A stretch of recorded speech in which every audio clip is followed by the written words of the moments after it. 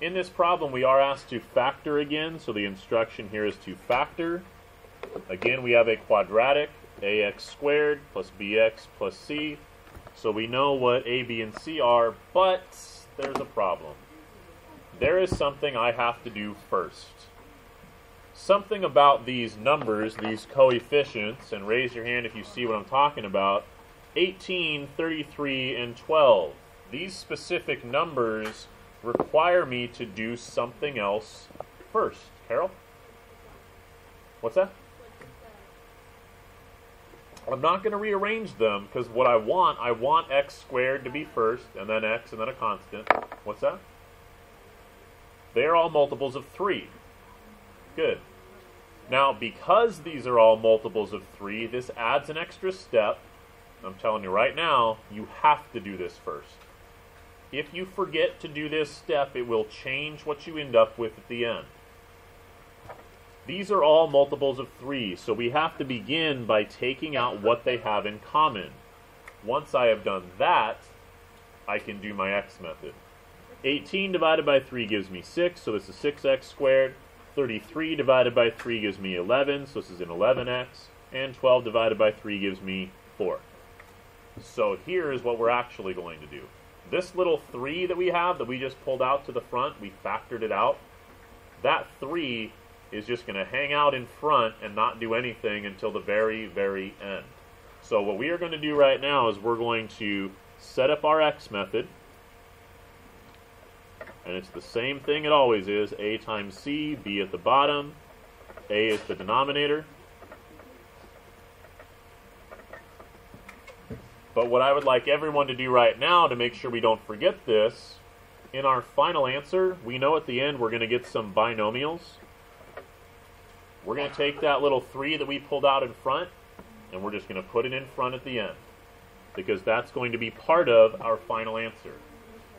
I want you to do it right now so that you don't forget to do it later. All of these numbers were divisible by 3, so we took the 3 out first, and it will be out there at the end. When you are asked to factor something, you have to factor it completely.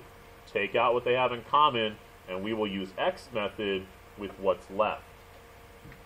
So everyone, please take a look at what we have in parentheses right now. The a, b, and c that I am using are not from the original problem.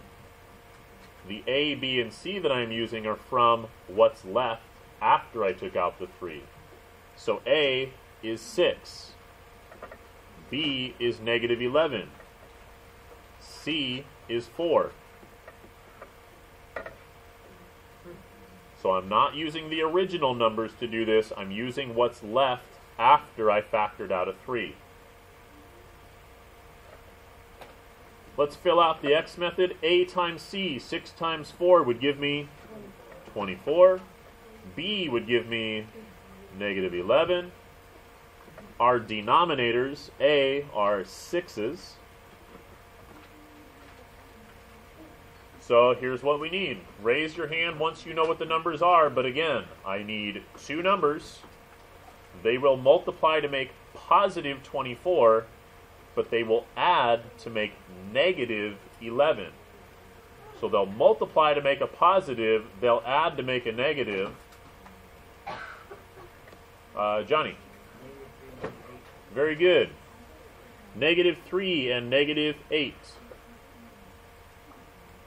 Now, both of these fractions can be reduced. Negative 8 over 6 can be reduced to negative 4 over 3. Negative 3 over 6 can be reduced to negative 1 over 2. Now that we have reduced, we can use these numbers to build our final binomials. This is 2x minus 1. This is 3x minus 4. So again, the denominator goes with x, the numerator goes at the end. Denominator goes with x, numerator goes at the end. We can check this answer the same way we've checked the rest, by multiplying it back together. If I do 2x times 3x, I will get 6x squared. If I bring the 3 in after that, it'll make it 18x squared.